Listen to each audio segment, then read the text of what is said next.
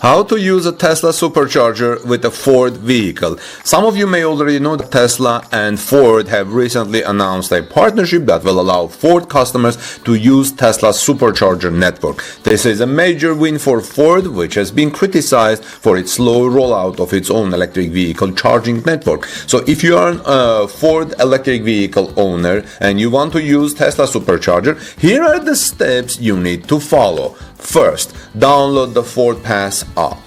Second, create an account and add your vehicle to the app.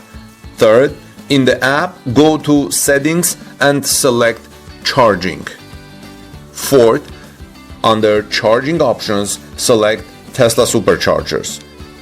Fifth, you will now be able to see all of the Tesla Superchargers near you. Sixth, to start charging, simply plug your Ford vehicle, whether it's Ford Mustang Mach-E or another Ford electric vehicle, into a Tesla Supercharger and start charging your car. The cost of charging your Ford electric vehicle at a Tesla Supercharger will vary depending on the state you are in. You can find more information about pricing on the Tesla's website, of course.